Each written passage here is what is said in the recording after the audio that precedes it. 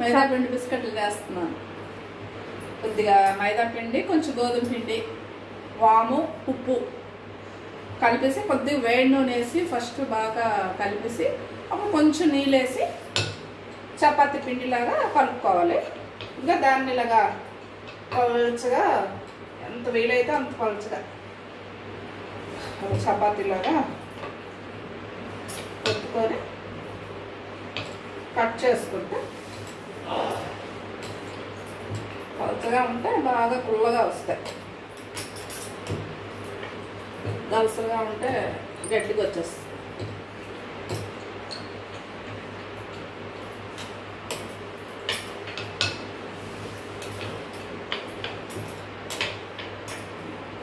ఇలా కోసిన తర్వాత దీంతో కొంచెం చుక్కల్లాగా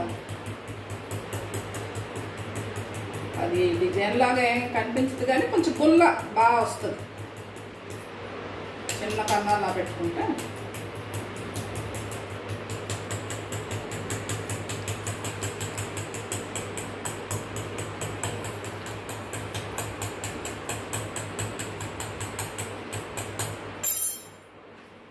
చాప్ తోటి చిన్న చిన్న ముక్కలు కట్ చేసుకొని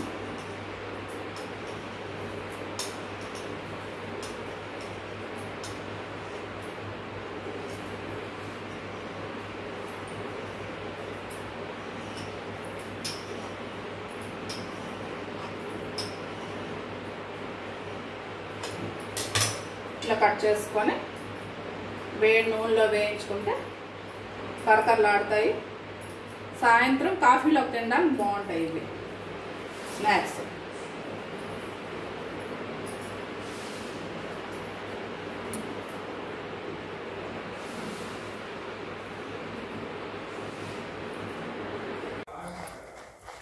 ఇవ్వండి ఇలా బ్రౌన్ కలర్ వచ్చే వరకు వేయించుకోవాలి. వేగిపోయి ఇంక తీసేసుకోవడమే. ఇంకా వేడి వేడి మైదా పిండి బిస్కెట్లు రెడీ అయిపోయి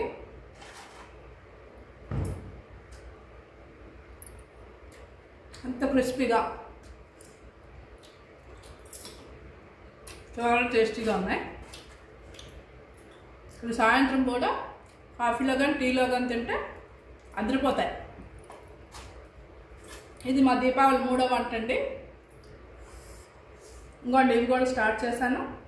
పోల్ వేస్తున్నాను. ఇంకా జస్ట్ ఒకటి వేసాను శాంపుల్కి. ఇంకా అది వెయ్యాలి. ఇవ్వండి